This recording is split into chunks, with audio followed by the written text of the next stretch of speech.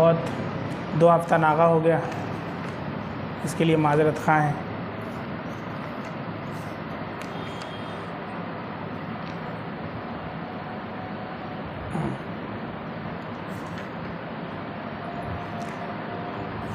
अल्लाहुम्मा सल्ली अला मुहम्मद व अला आलि मुहम्मद व बारिक वसल्लम। बाबु मा जाअ फ़ी ख़ातमिन नबुव्वा। ये बाब है हुज़ूर अक़दस सल्लल्लाहु अलैहि वसल्लम की मोहर नबूवत के बयान में। हद्दसना क़ुतैबतु ब्नु सईद हद्दसना हातिम ब्नु इस्माईल अनिल जुअद ब्न अब्दिर्रहमान क़ाल समिअतु साइब ब्न यज़ीद यक़ूलु ज़हबत बी ख़ालती इला रसूलिल्लाहि सल्लल्लाहु अलैहि वसल्लम फ़क़ालत या रसूलल्लाह इन्न इब्न उख़्ती वजिउन फ़मसह रसूलुल्लाहि सल्लल्लाहु अलैहि वसल्लम रअसी वदअा ली बिलबरकह वतवज़्ज़अ फ़शरिबतु मिन वुज़ूइही वक़ुमतु ख़ल्फ़ ज़हरिही फ़नज़रतु इलल ख़ातमिल्लज़ी बैन कतिफ़ैहि फ़इज़ा हुवा मिस्लु ज़िर्रिल हजलह। अल्लाह के नबी सल्लल्लाहु अलैहि वसल्लम की शक्ल से शबाहत के बारे में बहुत सारी अहादीस आपके सामने गुज़र चुकी हैं, और ये बाब जो क़ायम किया गया है, इस बाब में इमाम तिरमिज़ी रहमतुल्लाह अलैह ख़त्म नबूवत, ख़ातम नबूवत बोलते हैं नबूवत की मोहर, हमारे नबी सल्लल्लाहु अलैहि वसल्लम के पुष्ट के ऊपर नबूवत की मोहर लगी हुई थी। वो कैसी थी, उसकी क्या शक्ल थी, उस पर क्या लिखा हुआ था, उसके बारे में ये बाब इमाम तिरमिज़ी रहमतुल्लाह अलैह ने क़ायम किया है।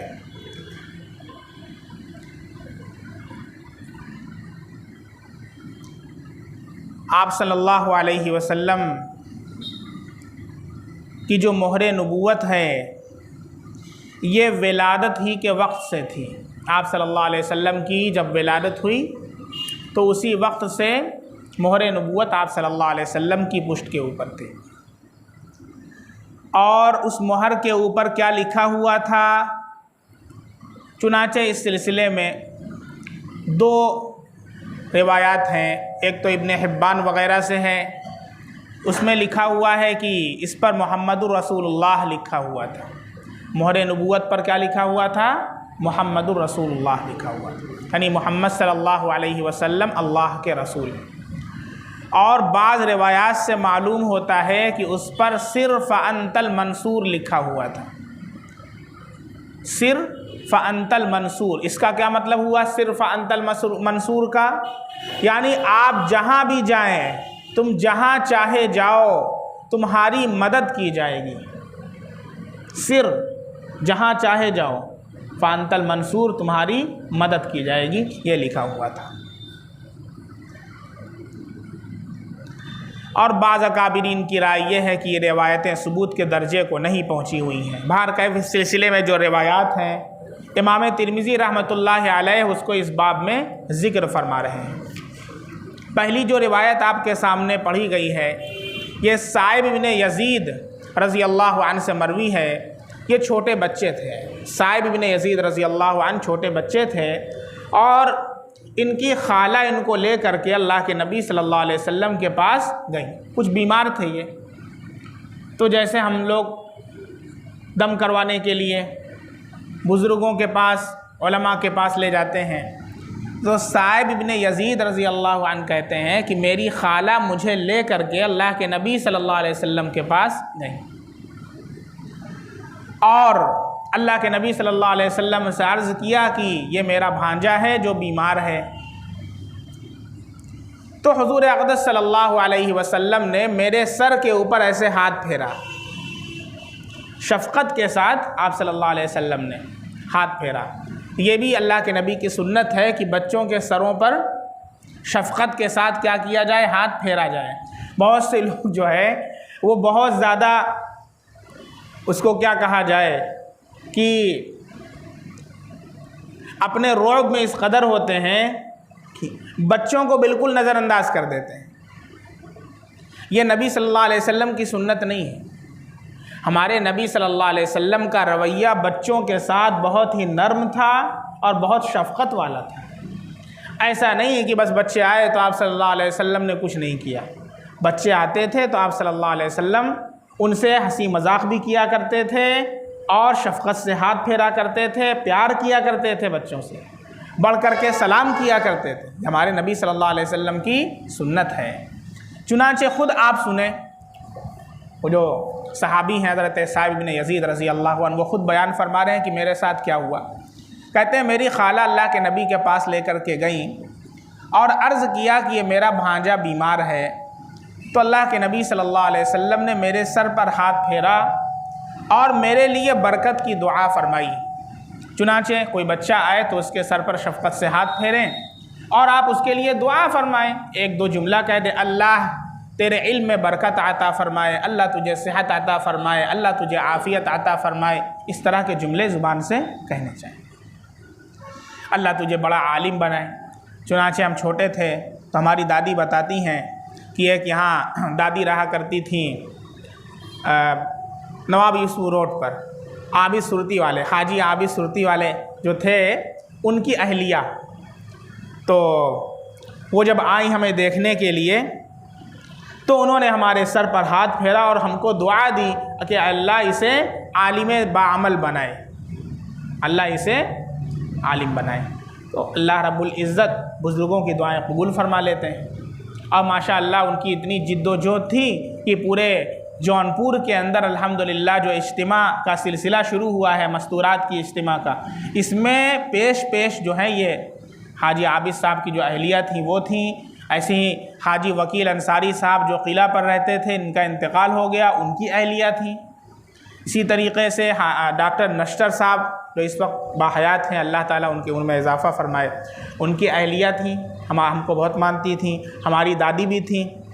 इन हज़रात की बड़ी क़ुरबानी है, बड़ी जिद्दोजहद है। तो आजकल की औरतों में देखा जाता है कि अब धीरे धीरे वो जो जज्बा है सर्द पड़ रहा है। जो नौजवान लड़कियां आ गई हैं वो फ़ैशन पर ज़्यादा तवज्जो दे रही हैं और वो कहती हैं कि ये सब पुरानियाँ थीं जो ये सब काम किया करती थीं, अब ये सब हम लोगों का काम नहीं है।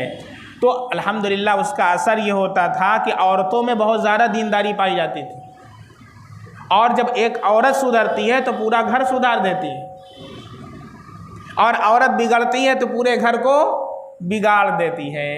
इसलिए औरतों पर ख़ास तवज्जो होनी चाहिए और औरतों में भी जो है इज्तिमाआत का सिलसिला होना चाहिए, उसमें भी पर्दे के साथ उलमा और अकाबिरीन का बयान भी होना चाहिए। बारकैफ ये अपना वाक़या बयान फरमा रहे हैं कि अल्लाह के नबी सल्लल्लाहु अलैहि वसल्लम ने मेरे सर पर हाथ फेरा और मेरे लिए बरकत की दुआ फरमाई है। और फिर हुज़ूर अक़दस सल्लल्लाहु अलैहि वसल्लम ने वज़ू फरमाया और हुज़ूर अक़दस सल्लल्लाहु अलैहि वसल्लम ने वज़ू का पानी बचा दिया।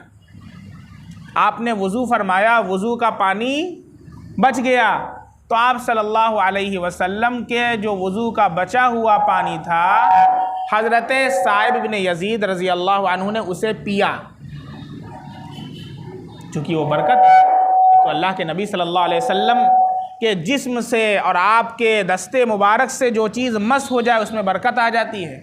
और दूसरे कि वज़ू का बचा हुआ पानी था तो फरमाते हैं कि मैंने हुज़ूर अक़दस सल्लल्लाहु अलैहि वसल्लम के वज़ू का बचा हुआ पानी पिया।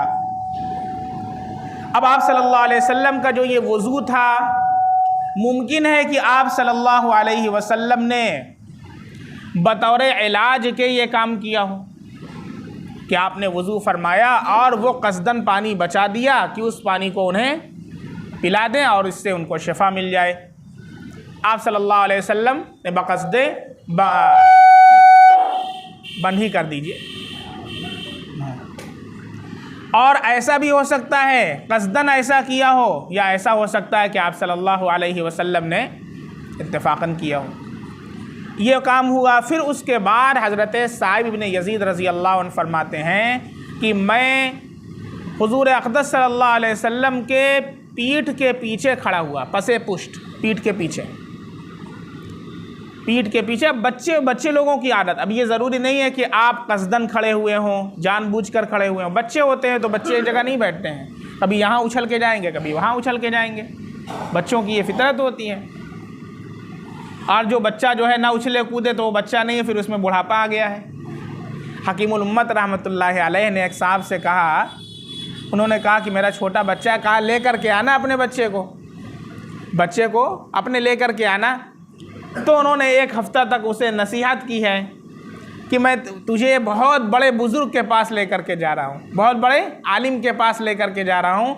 वहाँ बिल्कुल चूँ चिरा शोर शराबा बिल्कुल नहीं करना, एक जगह बैठे रहना। रोज़ाना उसको यही पढ़ाया, एक हफ्ते तक ट्रेन किया, और जब लेकर के आए तो वो बच्चा सूफ़ी बुज़ुर्ग बन करके ऐसे बैठा हुआ है। हज़रत थानवी रहमतुल्लाह अलैह ने देखा तो कहा कि तू मेरे पास बच्चे को लेकर आया कि बूढ़े को लेकर के आया? मैंने बच्चे को लाने के लिए कहा था कि तू बूढ़े को लेकर के आया है। तो बच्चों में आदत होती है। तो हज़रत साइब बिन यजीद रज़ी अल्लाह अन्हु फरमाते हैं कि मैं अल्लाह के नबी सल्लल्लाहु अलैहि वसल्लम की पीठ के पीछे खड़ा हुआ तो मैंने क्या देखी? मोहरे नबूवत देखी। नबूवत की मोहर। अल्लाह ताला जब किसी को नबी बनाते हैं तो उस पर नबूवत की मोहर लगाते हैं। समझ में आ रहा है कि नहीं? ऐसे नहीं कि कोई खड़ा हो गया और उसने दावा कर दिया कि मैं नबी हूँ, जैसे गुलाम अहमद कादियानी कादियान में खड़े हो गए और कहने लगे मैं नबी हूँ। अल्लाह के नबी सल्लल्लाहु अलैहि वसल्लम के दौर में बाकायदा ऐसा हुआ कि जो है नबूवत का दावा किया, मुसैलमा कज़्ज़ाब ने दावा किया, नबूवत का दावा किया है। तो नबूवत का दावा करने से नहीं होगा, बल्कि एक औरत ने भी नबूवत का दावा कर दिया। एक औरत भी खड़ी होगी, उसने कहा जब आदमी लोग नबूवत का दावा कर रहे हैं तो हम काहे पीछे रहे? Ladies first, ladies first. और आजकल जदीद लोग नारा भी लगा रहे हैं कि औरतों को बहुत आगे आगे होना चाहिए, तो नबूवत में भी औरतों को आगे बढ़ा दिया। तो उसने भी बाकायदा नबूवत का ऐलान कर दिया कि हम अल्लाह के नबी हैं। बारकैफ। तो नबूवत के लिए दलील नबूवत का होना ज़रूरी है। मोहरे नबूवत, अल्लाह ताला जो नबी बनाते हैं तो मोहर लगा देते हैं। तो हज़रत साइब बिन यजीद रज़ी अल्लाह अन्हु फरमाते हैं कि मैं अल्लाह के नबी के पीठ के पीछे खड़ा हुआ तो मैंने मोहरे नबूवत देखा। वो कैसी थी, उसकी शक्ल क्या थी, वो बताते हैं। चूँकि वो बच्चे थे, उन्होंने जैसा उसको महसूस किया उस तरह उसको बयान किया है। फरमाया कि वो मसहरी की घुंडियों की तरह।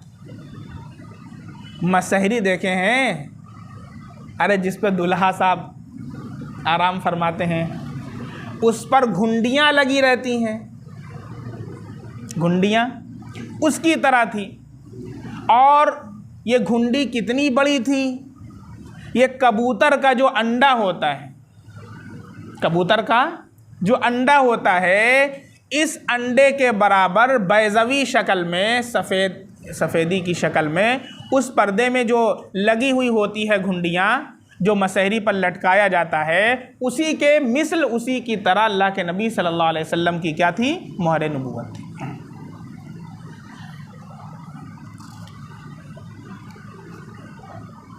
सारी हदीस को नहीं बयान करेंगे। एक दूसरी हदीस है, ये हदीस हज़रत रुमैसा रज़ी अल्लाह अन्हा से मरवी है। हज़रत रुमैसा रज़ी अल्लाह अन्हा कहती हैं कि मैंने रसूलुल्लाह सल्लल्लाहु अलैहि वसल्लम को कहते हुए सुना, मैंने रसूलुल्लाह सल्लल्लाहु अलैहि वसल्लम को ये कहते हुए सुना, और मैं उस वक्त अल्लाह के नबी से इतनी करीब थी कि अगर चाहती तो मोहर नबूवत को चूम लेती। इतनी ज़्यादा करीब थी।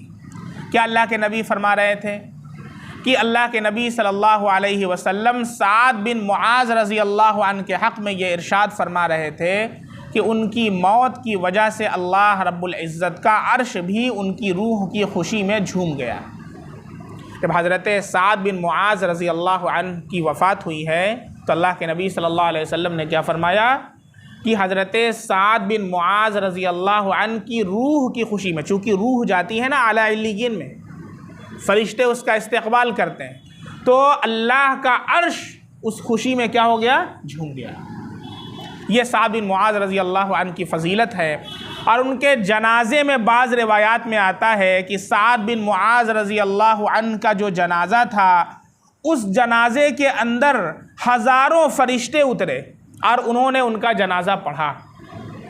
ये साद बिन मुआज़ रज़ी अल्लाह अन्हु वो हैं जो अंसारे मदीना के एक कबीले के सरदार थे और अल्लाह के नबी सल्लल्लाहु अलैहि वसल्लम ने हिजरत से पहले हज़रत सुहैब रज़ी अल्लाह अन्हु को वहाँ भेजा था तालीम की गरज से, तो उसी वक्त ये मुसलमान हो गए थे।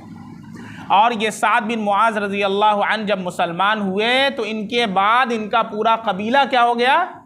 मुसलमान हो गया। ये साद बिन मुआज़ रज़ी अल्लाह अन्हु, और इनकी बड़ी फ़जीलतें हैं। रिवायतों में आता है कि इनके जनाजे में 70,000 फरिश्ते उतरे थे और जनाजे की नमाज पढ़ी थी। लेकिन फिर भी जब कब्र में उतारा गया तो कब्र इब्तिदा में कब्र की थोड़ी सी तंगी इनको भी महसूस हुई। हज़रत साद बिन मुआज़ रज़ी अल्लाह अन्हु को भी कब्र की तंगी महसूस हुई। हमा और शुमा का क्या कहना है? इसलिए हज़रत उस्मान रज़ी अल्लाह अन्हु का गुज़र जब भी कब्र पर से होता था तो इस कदर रोते थे कि उनकी दाढ़ी मुबारक तर हो जाती थी।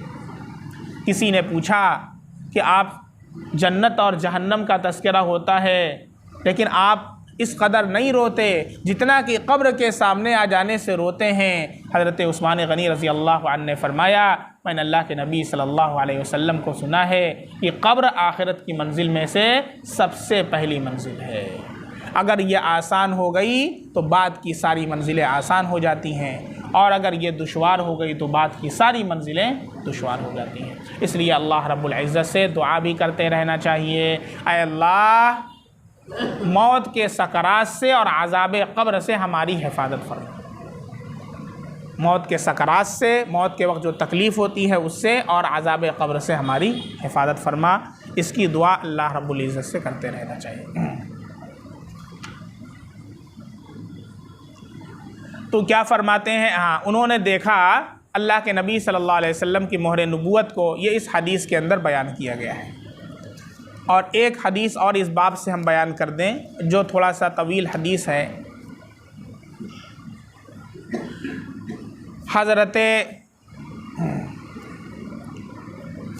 बरीदा बिन अल-हसीब रज़ी अल्लाह अन्हु फरमाते हैं कि हुज़ूर अक़दस सल्लल्लाहु अलैहि वसल्लम जब मदीना मुनव्वरा तशरीफ़ लाए तो हज़रत सलमान फ़ारसी रज़ी अल्लाह अन्हु एक ख़ान लेकर के आए, दस्तरख़ान। यह हज़रत सलमान फ़ारसी रज़ी अल्लाह अन्हु हैं जिनकी बहुत तवील दास्तान है। ये बहुत बड़े आलिम रह चुके थे, बहुत बड़े आलिम, अहले किताब के बड़े आलिम थे। और उन्होंने किताब में पढ़ रखा था कि जो आखिरी नबी आएंगे उनकी एक अलामत ये होगी कि वो सदका कबूल नहीं करेंगे, सदका नहीं खाएंगे, हाँ हदिया कबूल करेंगे। और तीसरी अलामत ये होगी कि उनके पीठ के ऊपर मोहर नबूवत होगी।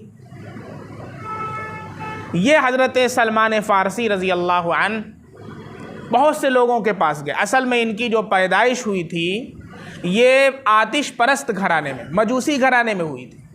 आग की पूजा किया करते थे, चुनाचे इनके अब्बा भी वो काम किया करते थे। और जो इबादत खाना था, माबद था, जहाँ पर आग जलाई जाती थी और मजूसी वहाँ पर जा कर के आग की पूजा किया करते थे, तो आग जलाने की जो जिम्मेदारी थी वो इनके अब्बा की थी। ये बहुत बड़ा ओहदा हुआ करता था। तो इन्होंने इतना ज़्यादा उसमें मेहनत से काम किया कि अब इनको वो जिम्मेदारी दे दी गई, लेकिन इनका दिल अंदर से नहीं माना। इनको हक़ की तलाश थी, हक़। उन्हें लगा कि ये काम दुरुस्त नहीं है, ये हमारा खुदा नहीं हो सकता है। चुनाचे निकले तलाश में, लोगों से मालूम किया, कहा कि वो पुशअप है, बहुत बड़ा ईसाइयों का पादरी है, तुम उसके पास चले जाओ, उसके पास चले जाओ, बहुत बड़ा आलिम है, बहुत बड़ा राहिब है, बहुत बड़ा अल्लाह वाला है। कहा अच्छा।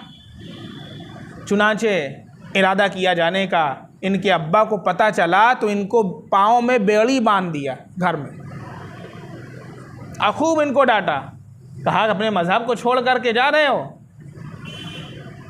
लेकिन जब दिल में हक़ की शमा रोशन हो जाती है, अल्लाह की तरफ से कबूलियत मिल जाती है तो फिर ये अंधेरे और ये तागूती लश्कर कुछ इंसान को नहीं बिगाड़ सकते, और अल्लाह रब्बुल इज़्ज़त उसे पहुंचा करके रहते हैं और हक़ की शमा से उसका दिल रोशन कर देते हैं। चुनाचे उन्होंने बेड़ियाँ काट डाली और काट करके भाग गए और वो जो काफ़िला जा रहा था उसके साथ वहाँ पहुँचे और फिर उसके खादिम बन गए।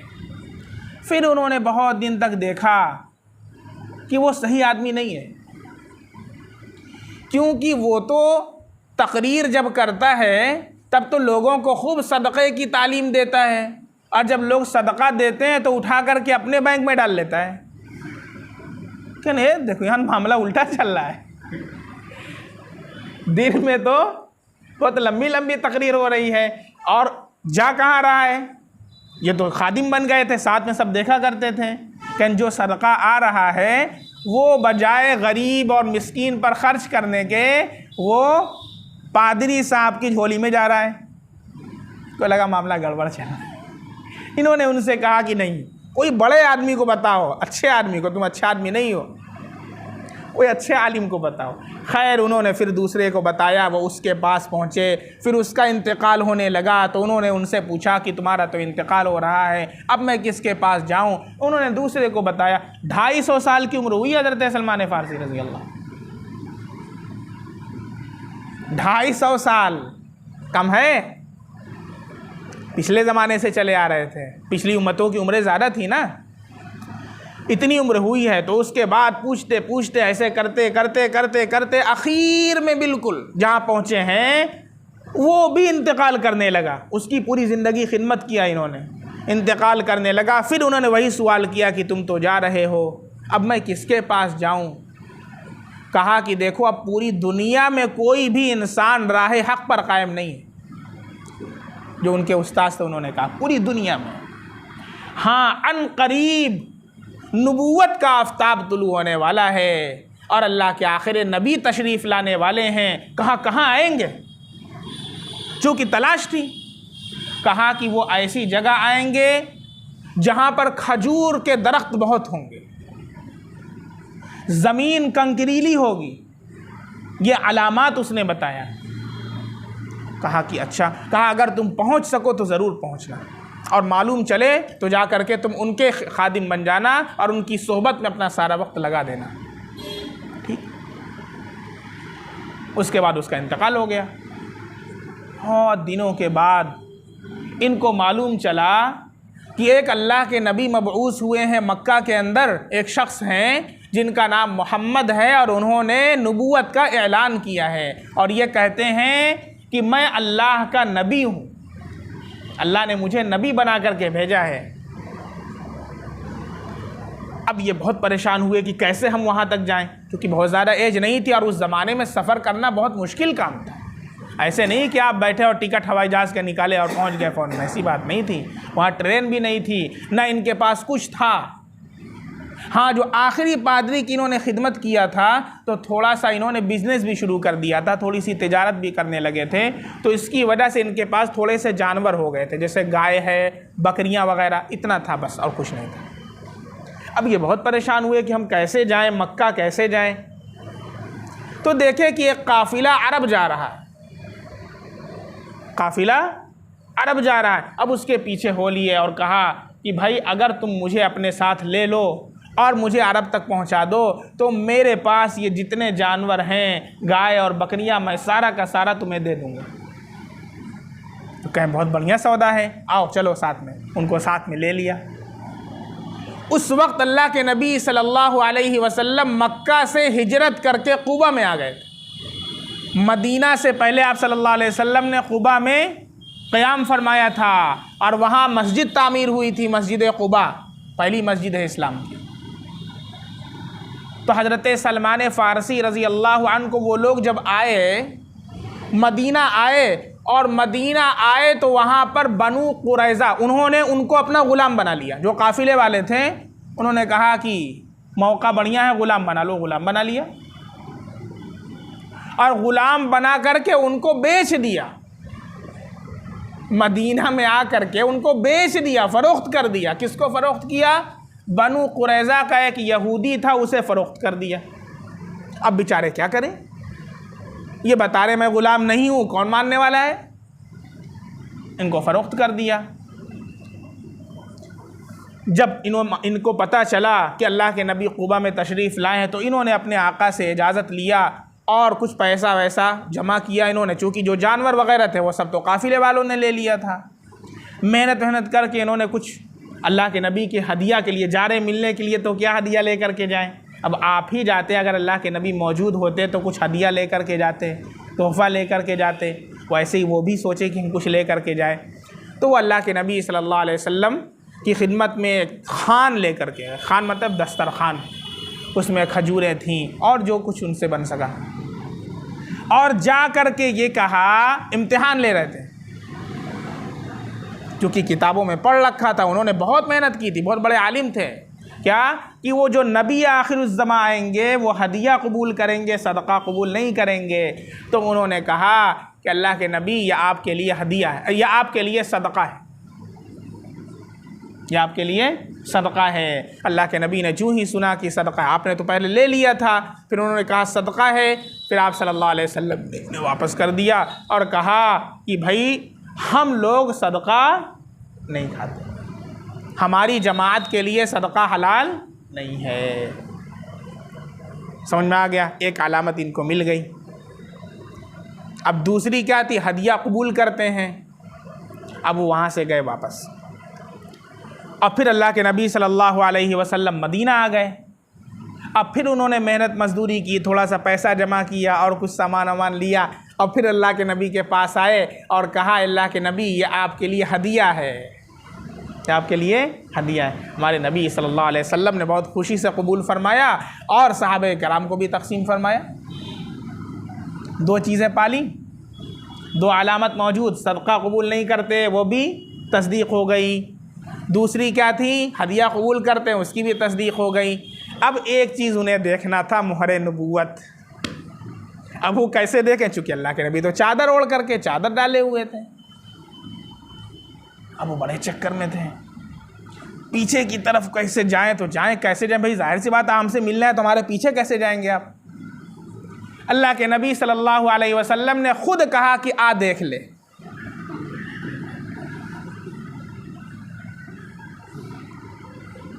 और जब ये देखने गए तो इतना खुशी कि चूम लिया,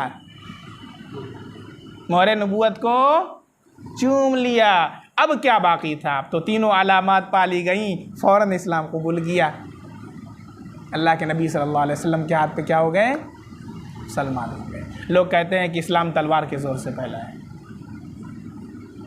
कौन सी तलवार थी जिसने सलमान फ़ारसी को मुसलमान बनाया था, लेकिन थे ग़ुलाम। अब सुने, अल्लाह के नबी सल्लल्लाहु अलैहि वसल्लम ये नहीं कि कोई इस्लाम कबूल कर लिया तो फिर ऐसे ही उसको छोड़ दिया, नहीं, जहाँ तक हो सकता था उसकी हेल्प करते थे, मदद करते थे, ताउन करते थे। चुनाचे पूछा तुम कहाँ के रहने वाले हो, क्या कहाँ घर है, कहाँ रहते हो, तो बताया कि हम तो उनके ग़ुलाम हैं। किसके, कहा कि वो बनु कुरैज़ा का एक यहूदी है उसके ग़ुलाम है। कहा अच्छा। अल्लाह के नबी ने कहा ऐसा है, तू जा और अपने आका से बदले किताबत का मामला कर ले। किसका मामला कर ले, बदले किताबत का मामला कर ले। बदले किताबत किसे कहते हैं, बदले किताबत एक टर्म है, एक इस्तिलाह है। बदले किताबत का मतलब होता है कि ग़ुलाम अपने आका से ये कहे कि आप मेरे साथ मुआहदा कर लें कि अगर तू फ़ला काम कर लेगा या इतनी उजरत मुझे दे देगा तो मैं तुझे आज़ाद कर दूँगा। तो ये दोनों ग़ुलाम और आका के दरमियान जब ये मुआहदा हो जाता है, जिस पर भी आका तैयार हो जाए, मान लीजिए आका ये कह रहा है तू 1 करोड़ रुपया ला करके देगा तो तू आज़ाद हो जाएगा, तो 1 करोड़ ला करके देना पड़ेगा तब आज़ाद होगा, क्योंकि वो उसका ग़ुलाम है, वो चाहे तो आज़ादी ना करे, है कि नहीं। तो अल्लाह के नबी सल्लल्लाहु अलैहि वसल्लम ने फरमाया कि जा तू अपने आका से बदले किताबत का मामला कर ले। अब वो गए अपने आका के पास और कहा ऐसा है आका कि आप मेरे साथ जो है मुझे अपना मुकातब बना दीजिए। कहा तू मुकातब बनेगा? कहा अच्छा जानते हो क्या है, मुकातब बनोगे तो बदले किताबत क्या होगा? कहा नहीं।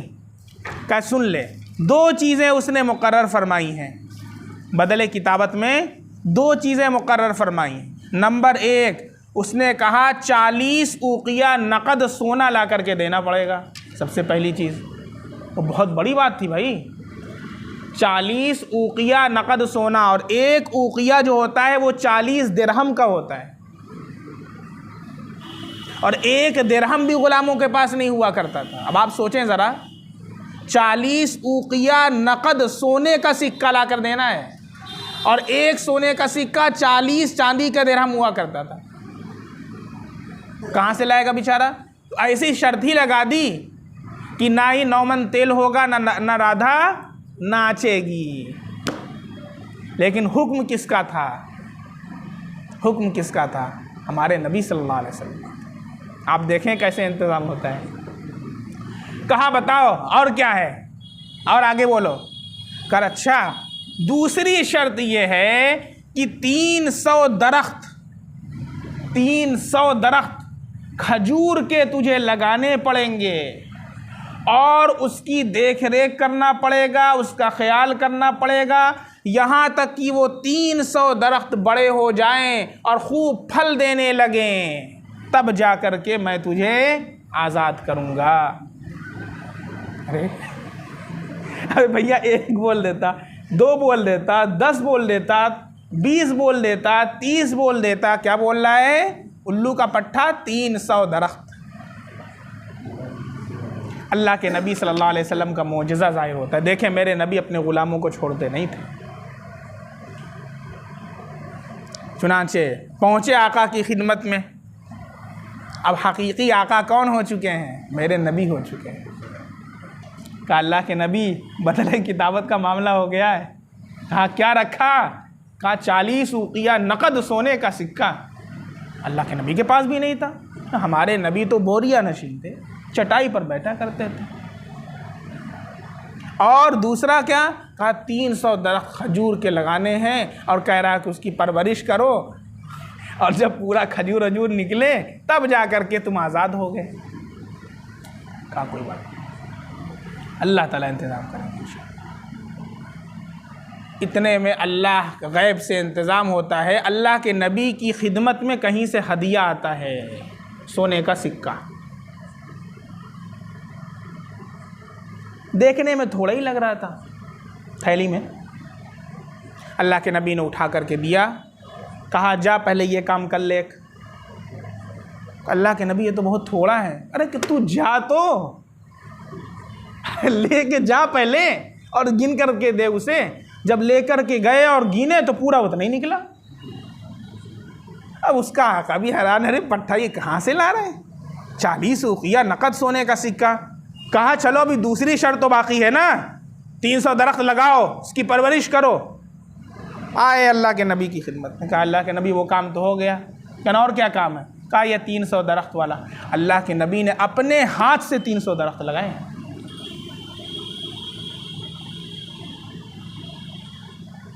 300 दरख्त, 299 अल्लाह के नबी ने अपने हाथ से लगाए। हज़रत उमर रज़ी अल्लाह ने कहा अल्लाह के नबी, एक हम लगाने के लिए तुम लगा लें। एक हज़रत उमर रज़ी अल्लाह ने लगा दिए। और अल्लाह के नबी का मोजज़ा ये ज़ाहिर हुआ कि उसी साल वो दरख्त बड़ा हुआ और सारे का सारा फल देने लगा। अब पहुँचे दौड़ के पहुँचे किसके पास?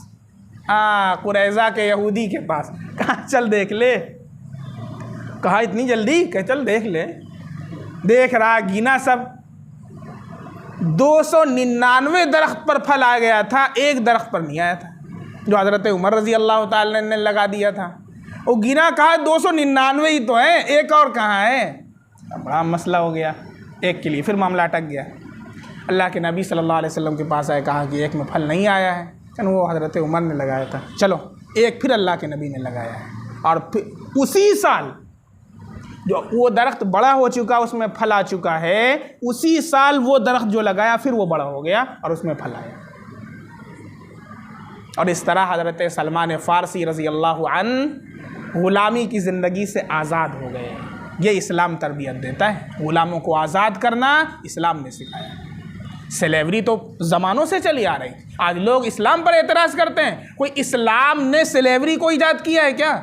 इस्लाम से पहले से ग़ुलामी का वजूद चला आ रहा था, और जब जंगें हुआ करती थीं तो लोग ग़ुलाम बना करके उनके साथ जालिमाना सलूक किया करते थे। ग़ुलामों को इंसान नहीं समझा जाता था, जानवर समझा जाता था। हमारे नबी सल्लल्लाहु अलैहि वसल्लम ने ग़ुलामों को आज़ाद कराया है। ये तालीम किसने दी है? इस्लाम ने दी। हज़रत सलमान फ़ारसी रज़ी अल्लाह अन्हु वही शख्स हैं कि जिन्होंने ग़ज़वा खंदक के मौके पर सहाबे किराम ने जब मशवरा दिया, अल्लाह के नबी ने पूछा क्या किया जाए, तो अल्लाह के नबी सल्लल्लाहु अलैहि वसल्लम को हज़रत सलमान फ़ारसी रज़ी अल्लाह अन्हु ने मशवरा दिया कि खंदक खोदी जाए। और यह पहला मशवरा था, पहली मर्तबा यह था जिससे अरब नावाकिफ़ थे, उनके जहन में भी नहीं था कि इस तरह भी कोई जंग का तरीक़ा हुआ करता है। चुनांचे अल्लाह के नबी सल्लल्लाहु अलैहि वसल्लम ने उस मशवरे को कबूल किया और उसकी बरकत से सारे सहाबे किराम ने जो खंदक खोदी है, सारे के सारे कुफ़ार आए हैं, देखा तो दंग रह गए और अल्लाह ने इस्लाम को फ़तह अता फरमाया। यही हज़रत सलमान फ़ारसी रज़ी अल्लाह अन्हु हैं। बड़े लंबे चौड़े इनके वाक़यात हैं और यहाँ पर भी हदीस के अंदर यही पूरा वाक़या ज़िक्र किया गया जो मैंने आपको सुना दिया।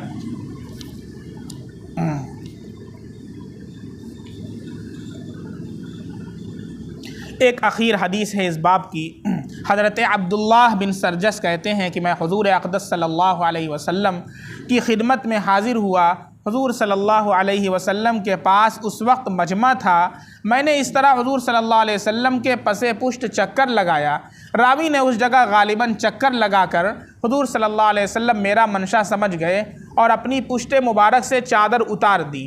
मैंने मोहरे नबूवत की जगह आपके दोनों शानों के दरमियान मुट्ठी की हम शक्ल देखा, जिसके चारों तरफ तिल थे जो गोया मस्सों के बराबर मालूम होते थे। फिर मैं हुज़ूर सल्लल्लाहु अलैहि वसल्लम के सामने आया और मैंने अर्ज़ किया, अल्लाह जल्ल शानुहु आपकी मग़फ़िरत फ़रमाए। हुज़ूर सल्लल्लाहु अलैहि वसल्लम ने फ़रमाया, अल्लाह तेरी भी मग़फ़िरत फ़रमाए। लोगों ने मुझसे कहा कि हुज़ूर ने तेरे लिए दुआए मग़फ़िरत फ़रमाई है। मैंने कहा हाँ, और तुम सब के लिए भी, इसलिए कि अल्लाह जल्ल शानुहु ने हुक्म फ़रमाया है, ऐ मोहम्मद सल्लल्लाहु अलैहि वसल्लम मग़फ़िरत की दुआ करो अपने लिए भी और मोमिन मर्दों और मोमिन औरतों के लिए भी। इसलिए कि हुज़ूर तो सभी के लिए दुआए मग़फ़िरत फ़रमा चुके हैं। ये बाब मुकम्मल हुआ। इसमें अल्लाह के नबी सल्लल्लाहु अलैहि वसल्लम के मोहरे नबूवत का बयान हुआ।